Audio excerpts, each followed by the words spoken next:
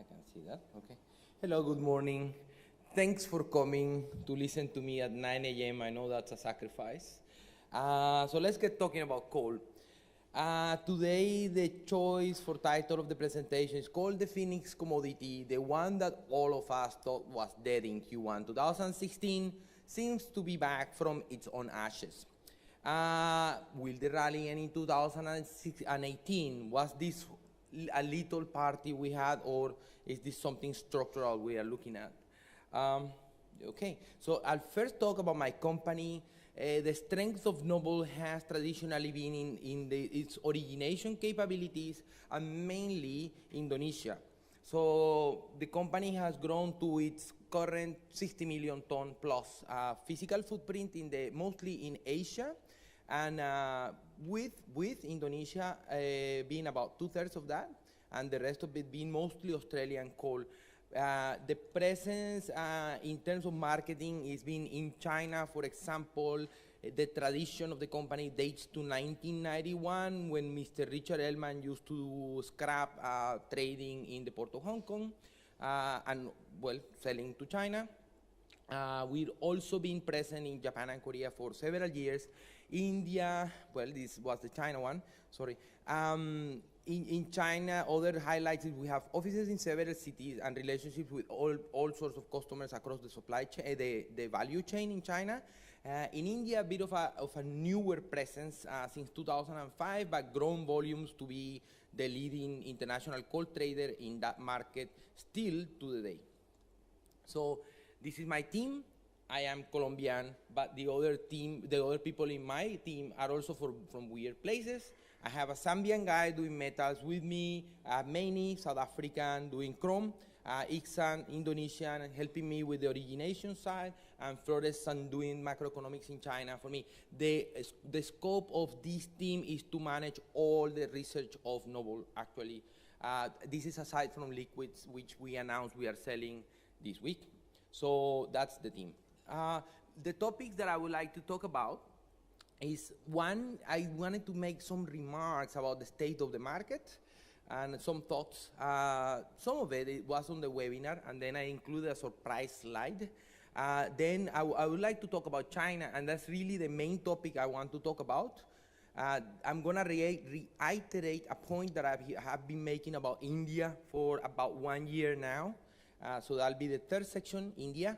And then I'll do S&D classic work 17 and 18 afterwards, and I'll try to draw a conclusion and try to, fulfill the promise that you won't walk away without knowing what my price view is. So let's do a couple of remarks. One is we had in terms of volume, the coal market is incredibly resilient. And if you looked at the price series, it would seem almost contradictory to the resilience of actual global traded volumes. The only year that we actually experienced a drop in volumes in international seaborne trade was in year 2015.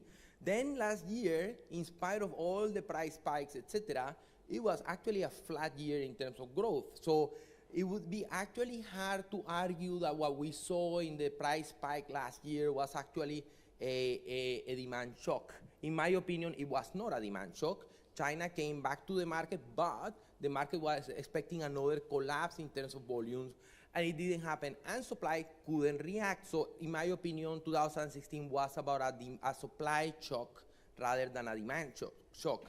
2017 actually has been quite a strong continuation of the year 2016, and that X there at the top of 2017 is what I will tell you about how much the market is going to grow. But I can actually from now roughly tell you it's going to be 3 or 4%.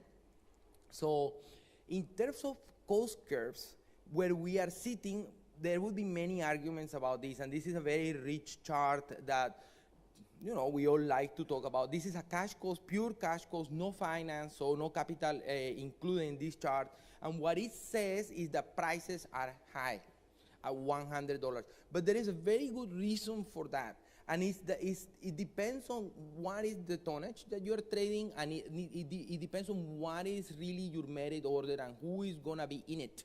So clearly, after 900 million tons, and we are sitting on a market that is almost 950 right now, anything above 900 million tons is, I put it quite simply, needs US tonnage, needs US exports to ramp up, needs Russian exports to ramp up, and needs even the most remote mines in Indonesia to be there. So marginal supply at this moment, the way it works, the market is dictating that at the current size, we need to dispatch mines that are traditionally considered marginal mines.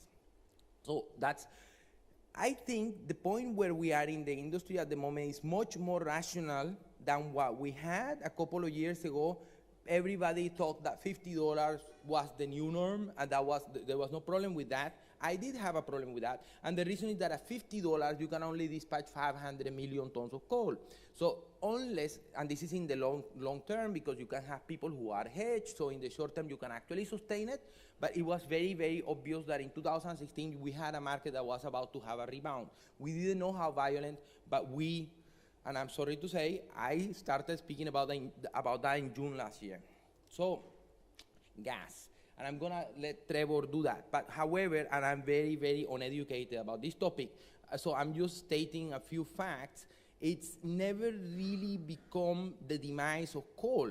And actually, I would say right now, the gas guys should be very happy not to have to be focused on eating market share from coal, because they have their own dynamics and their own market, and I just don't see the two markets being real competitors. And you see it on the price graph that I'm showing in terms of million BTU.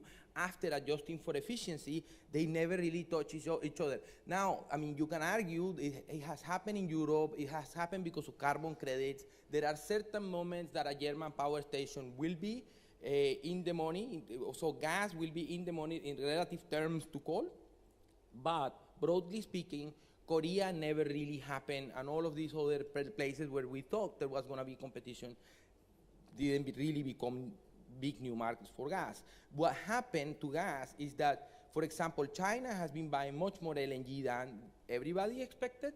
India has been also a very good market. So I guess some markets were underestimated and some markets were overestimated. And then again, you always have, whenever you think you're going to be right forever, then little disruptions happen, and one of them was an Australian energy crisis. I'm sure the Australians wouldn't agree with me, especially the government, but it is a bit of an energy crisis when you actually have already committed your gas in long-term contracts and you realize that all of a sudden you realize, well, I was going to need that. On the other hand, well, you had different issues, Groningen and RAB storage in the UK. So I never saw gas as the demise of coal, and I still don't think that gas will be the demise of coal. Now, China. This is the topic that I really want to talk to you guys about today. In terms of market, I do give the Chinese heaps of credit. They undersupplied the market intentionally and destocked intentionally in 2016.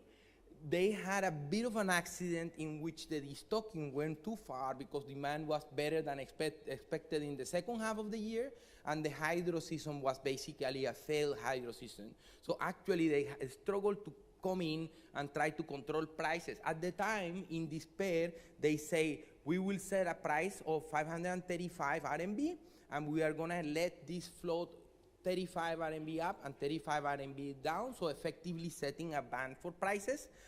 I tell you today, it didn't happen. So now what do we observe? Like if you go back and instead of listening to what was said by the NDRC at that point, you actually look at what happened. There was a band, so you can see it clearly. Do I have a laser? You can see the band clearly here, and the band is more centered around 600 RMB, and actually the average price for this year has been 627 RMB, which is entirely outside of the range that the NDRC talked about last year. So I would go as far and say that ban that was set last year does not apply, and we should all forget about it. The way the Chinese industry is working at the moment is different, so the level is more 600 to 700, roughly speaking. Now, in terms of, it's very interesting, and I would say it's the most pressing question for the industry at the moment. I mean, when I look at what's happening in China right now, my main question was, why is electricity generation so strong? Because when you look at the first chart here, what you see is 8% growth year on year, very consistently. You have weeks in which we had 20% growth year on year. So the main question becomes why, and it is overwhelming. I thought I would never see it again. It looks like 2013, 2012. So this is the old China is back. And so answering the question of why is important. I'll try to address that. Now, there is an interesting conclusion I try to draw later, which has to do with this other chart that you have on the right, on the top, and it's this thermal power generation that includes, is mostly coal. So there is a lot of dynamics there because it's a more of a derivative measurement. It depends on hydro, it depends on renewables, but yes, there is a few things. In summary, it has been very strong, but if you look at the hydro chart, there is a very interesting dynamic. So what happened in 2017 is that the hydro season was quite bad up to September, but then we had a shift at the peak. So I find that chart on hydro very interesting because what we are seeing in China now is that the hydro seasons every year are shifting around just because they have become quite unpredictable in terms of the volume of precipitation and in terms of the time that the precipitation falls. And the other problem that people are having with hydro, and I'm not going all coal on this, but I'm actually think we structurally have a hydro problem around the world because of climate change. And it's that everybody's hydro season, if you look at the Indian hydro season, it's also become rather unpredictable. So you don't know how much rain is gonna fall, you don't know when the rain is gonna fall, and you don't know where the rain is gonna fall. So which means that coal, in a way, if you were to blame coal for everything bad that happens to the world, you would say coal is messing with the hydro seasons. So the other thing I wanted to highlight here is, I would say, credit again to the Chinese government, very stable output from the coal mines. So I would say they have successfully managed to bring the production pace under control. So you see that production line there, to me, that's a system. If you compare it to previous years, it looks like a system out of control, but now it looks like the pace. I mean, you can never trust the numbers too much, but it looks like the pace has been very steady, and it seems like the Chinese really know what they're doing. In terms of stocks, actually, stocks across China, I do my own indicator and I aggregate, and I refuse not to include ROM stocks. I know everybody here loves to look at port data, but to me it's almost irrelevant. You have to aggregate port data, plant data, and ROM data. And the first chart that I'm showing here on the top left is precisely my aggregate. It will not be 100% of the stocks in China, but it will be close. And what that is saying is we are at one of the lowest points in stocks in China in the last many years. Yeah, it's one of the all-time lows, if close to that. So this is where we are. We have China pre-winter entering restocking season with very low stocks, steady production, and very good very good electricity demand. So what do we expect for Q4 and Q1? Okay, there is a bit of macro that I do have to do, and I like doing these days. I'm going to go into trying to answer that question of why is China power generation so strong. And I do believe one of the indicators that I really quite like in China these days is PMI. And you know, if you study China, you know that there are two PMIs. There is the NBS PMI and the Caixin PMI, and one is run mostly privately, and the other one is the official government data. Whatever measurement you take, 2015 was a terrible year, so basically industrial weakness. So you see the numbers are below 50 in classic PMI index, 48, 74 in the Caixin, very weak. And what you have seen this year is both of the indices are well above 50. So I would go as far as saying that to the extent that PMIs in China remain above 50, next year you will continue to have the power generation growth that is driven the strength of the coal industry for the last 18 months. So my first takeaway, I guess, is if you see PMIs in China collapsing, worry about China. It hasn't happened, and my personal opinion is that it won't happen for now. And one of the reasons is the state of the steel industry. So I'll talk a bit about the steel industry, and I quite like looking at the rebar contracts in China, and that to me is the perfect proxy for industrial activity in China. It's a very good measurement of the sentiment. It's a very widely futures traded contract, granny and onti traded online. So everybody in China expresses their macro views in terms of the rebar price, basically. And what we have seen is incredibly strong rebar, going up to all the way up to 4,000 RMB, very, very strong. And that actually happens to correlate really well with electricity generation. Not because you need a lot of electricity to make steel, but because when you are making steel, you are also making a lot of other things that do require electricity. So what you see is strong TSF injections, what the Chinese call total social funding, very strong steel industry, and now you have to come to the point, stop thinking about coal. Coal doesn't matter right now in this context. It's about steel in China. So the strength that we have seen this year actually is not so much the supply side reform. What we are seeing, let me rephrase that. The strength of the industry right now is not the supply side reform in coal, it's the supply side reform in steel, because the Chinese did say literally, and it was very clear, and I don't know why people didn't quote this more, they say, we will reform the coal industry, we will reform the steel industry, and we will reform the utilities in that order. That was quote unquote the the NDRC did say that, and my Chinese analyst correct and told me. And so we are in the phase that they are restructuring the steel industry. The steel margins are good. So this whole point comes to, are they about to stop? Are we about to see Xi Jinping go and say, I'm not gonna inject any more money and I'm gonna let the steel industry collapse, go in default and having a systematic bank crisis in China? No, they will not. So what do I expect? I expect PMIs to remain strong for the next year, which means high electricity generation, which means coal demand, and I come back to coal, which means strong imports again. Now, the last interesting point is we did a bit of research because we noticed that what it takes for China to be strong in terms of imports is not only positive growth in electricity, it takes 5%. If the electricity growth in China in a given year falls below 5%, we've tested this, actually the thermal power generation goes negative. So this is the other one point that I want you to watch. Watch the PMIs and watch where total electricity generation growth in China. If it's below 5%, worry. Okay, that was, it's a very clean study actually. The conclusion stands out quite strongly. So I recommend, if you disagree with me, please email me. But that's my conclusion. Now, the last point I was gonna make is that actually FII, so fixed asset investment in mining, remains at all-time lows.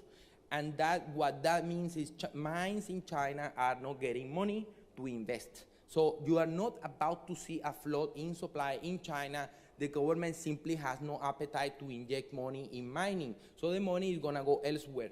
And that to me is actually bullish long term.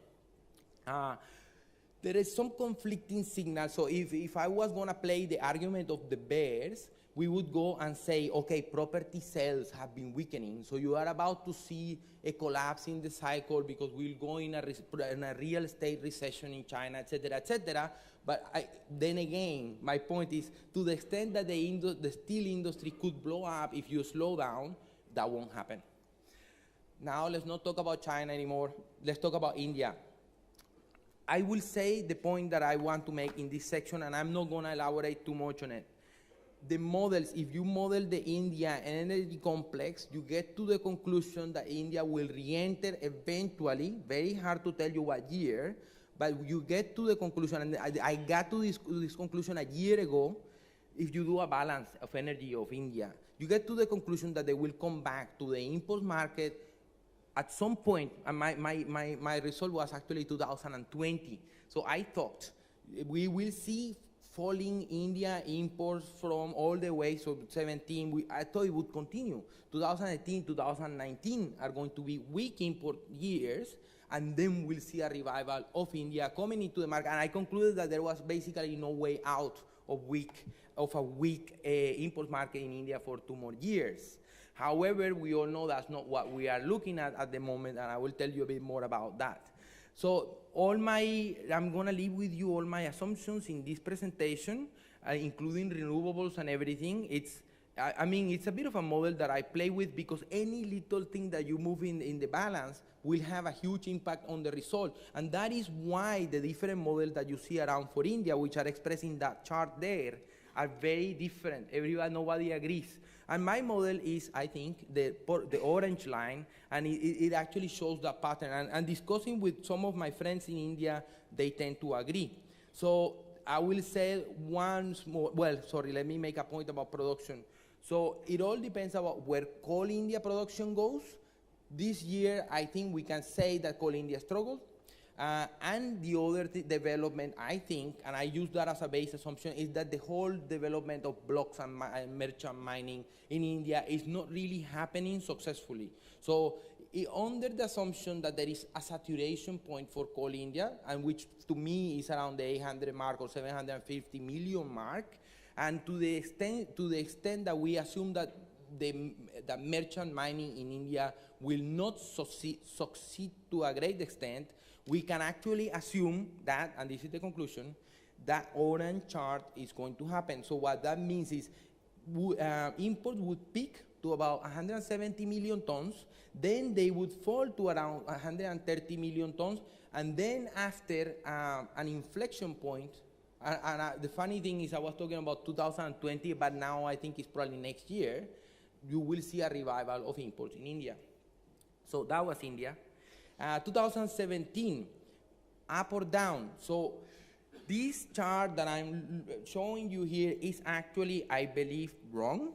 The number for October is actually way too low. So talking to my peers yesterday, I was informed that somebody who is very good tracking vessels told me that India, I'm not entirely sure I believe this, it was an amazing statement. India October imports will be an all-time high, aggregating thermal and metallurgical coal. So basically he's talking about the possibility that in October we will see 20 million tons of imports in India.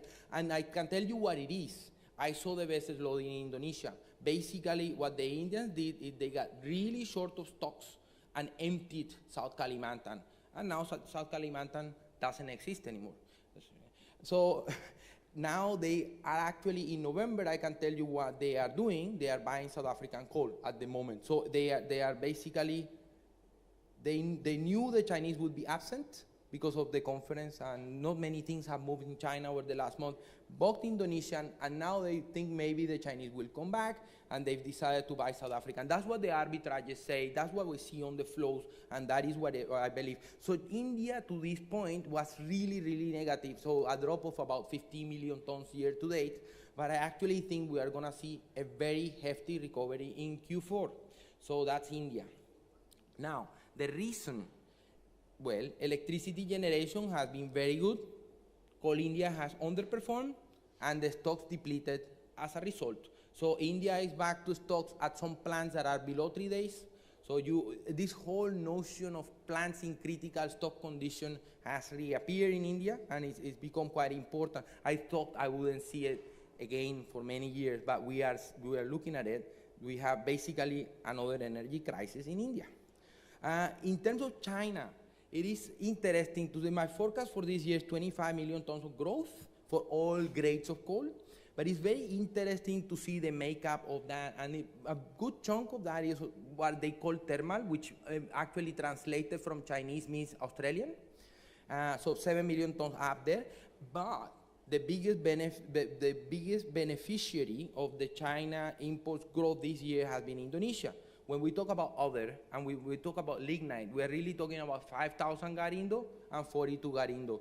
In lignite, very strong. It has always been very strong, even in the year that the Chinese import footprint is falling. So coking coal has also been very strong, but half of it has been from Mongolia, so most people wouldn't count it in their S&D. But that's very interesting because now the strain in the relationships between Mongolia and China has closed the border several times over the last 2 months, and they have come to buy metallurgical coal. And that's why, in spite of differences in the metallurgical coal market, in the opinions around the metallurgical coal market, at this point, I am not that bearish. Most of the market in metallurgical is bearish, but I'm not. I do believe that the Australians will benefit with the continued disruptions in Mongolian flows to China.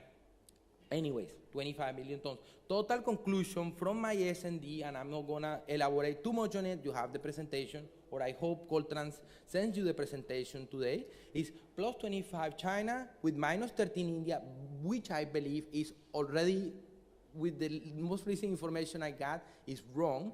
My total was 37 million tons of growth, so 3-4% year on year. But I'm actually at the moment inclined to believe that India is only going to be minus 5, so we'll end up with a plus 47 million tons this year, which is almost 5%. So fantastic year. Congratulations. Now, by the way, I have to admit my Europe numbers are a bit too high. If anything, with the latest information, I would take down Germany. It hasn't been very good this year. So European market, sorry, not so good. Then the other thing you have to look at is US exports. So we were saying that in the merit or the big scheme of things, the market, when the market operates above 900 million tons, you need to have a strong revival of US coal in the market. Below 900 million tons, sorry Americans, you don't need the Americans. Above 900 million tons, you really need USA coal. So that's what we're seeing, revival of USA actually exporting anything up to maybe close to 40 million tons. So huge numbers out of everywhere, right? Out of the West, out of the Gulf, out of the East, etc. Indonesia. Is Indonesia about to flood the market, and is the supply response coming? No. What you can see clearly is Indonesia has only grown 9 million tons this year, which in Indonesian terms is tiny. What has domestic demand done this year?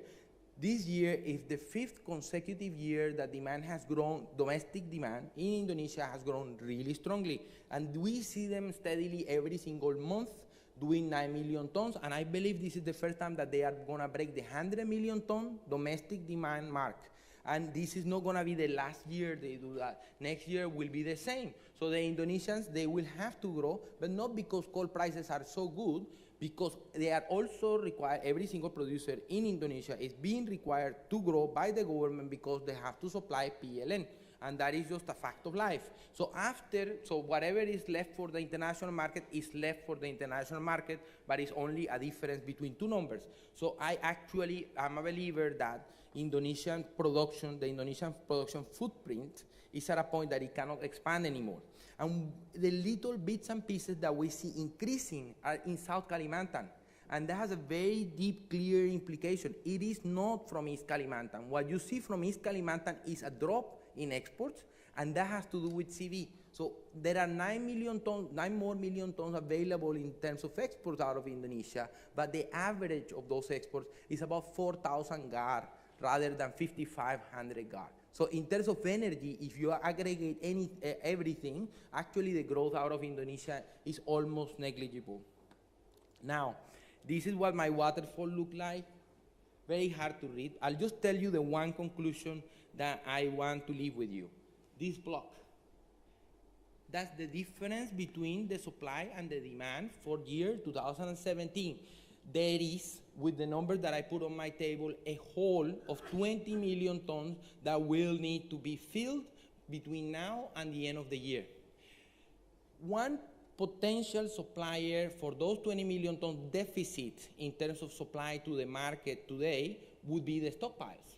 However, we were all determining earlier that all stockpiles for everybody are relatively sick at the moment, and so the coal is not going to come from the stockpile. So it's gonna have, I don't know, we are gonna have to find new coal, or I don't know what we're gonna do.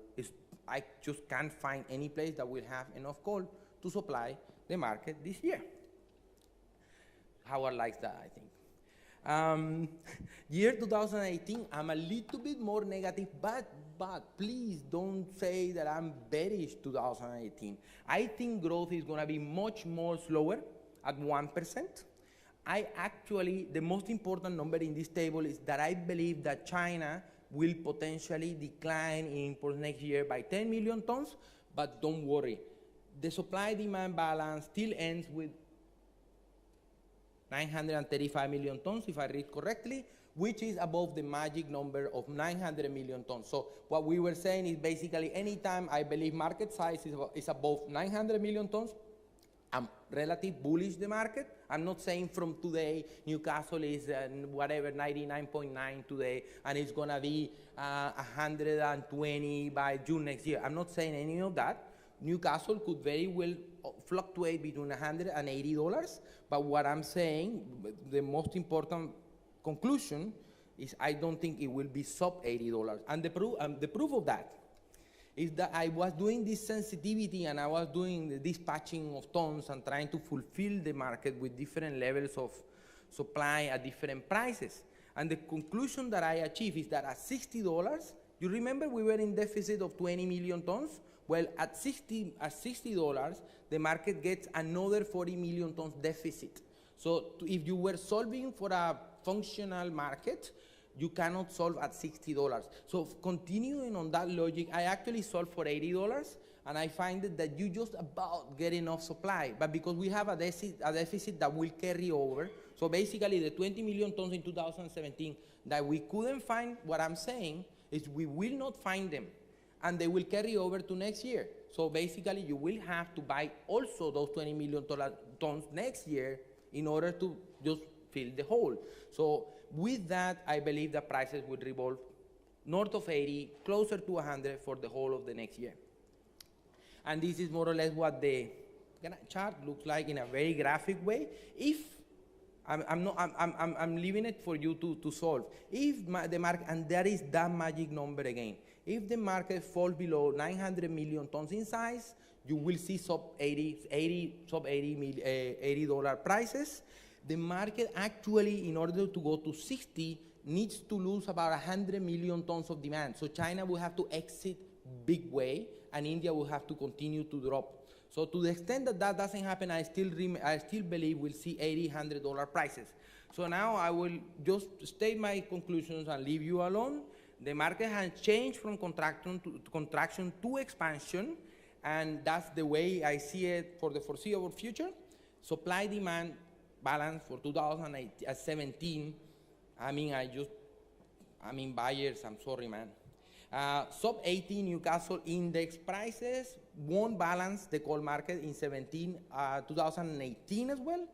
And what I think is that we are seeing a bit of India coming back. Oh, a caveat on India, they'll come back and go away, they'll come back and go away, and we'll do the Indian dance until it becomes a really permanent deficit. They are not in permanent deficit, but I believe the dance has started in India. So that's me. Thank you very much.